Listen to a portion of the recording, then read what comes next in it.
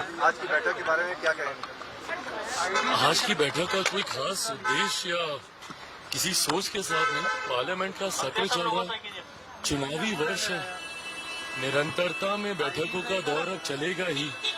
उस क्रम में आज सब लोग एक साथ बैठ के आने वाले समय को लेकर, चुनाव को लेकर सरसरी तरीके से चर्चाओं की शुरुआत की जाएगी। चिराग, कई मुद्दों पर बात हुई है, बात ये हो रही है कि क्या किन मुद्दों को लेकर जाएंगे चुनाव में, जिस तरीके से विपक्ष और तेजस्वी मुख्यमंत्री को लेकर हमलावर है, जो भी स्ट्रैटेजी बनी। बिल्कुल तमाम रणनीतियां तय की जाएंगी और जैसा मैंने कहा कि अभी चुनाव आते आते तक बहुत से ऐसे विषय हैं जिसमें बैठ के चर्चाएं होंगी। क्या रणनीति होगी चुनाव में, क्या किस सोच के साथ हम लोग जाएंगे, क्या क्या हमारे पॉइंट्स होंगे, सरकार की उपलब्धियां कैसे जनता के बीच रखी जाएंगी।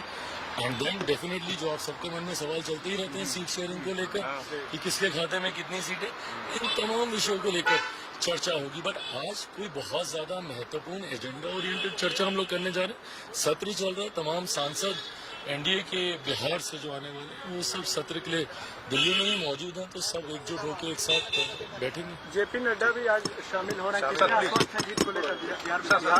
बिहार की जीत को अगर आप बोले तो ये मैं दावे के साथ कह सकता हूँ कि इस बार एक ऐतिहासिक जीत।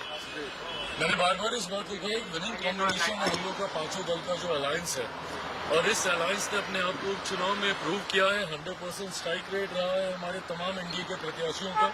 जो 4 विधानसभा में उपचुनाव हुए थे, वो कहीं ना कहीं दर्शाता है इस बात को कि एक बड़ी जीत की ओर हम लोग अग्रसर हो रहे हैं। 225 से ज्यादा सीटें, मैं मानता हूँ, बिहार में घूम रहा हूँ, अलग अलग जिलों में अलग अलग विधानसभाओं में कार्यक्रम हो रहा है। परसों गया में हम लोग की सभा थी, अगर उसकी तस्वीरें आप देखें, जो उत्साह है लोगों के बीच इस गठबंधन को लेकर, एनडीए को लेकर, मैं मानता हूँ एक बड़ी जीत की ओर एनडीए अग्रसर कह रहे हैं। मैं 225 सीटें कह रहा हूँ, उससे ज्यादा तो आप सोच लीजिए कि अब विपक्ष के पास कितनी बचेंगी।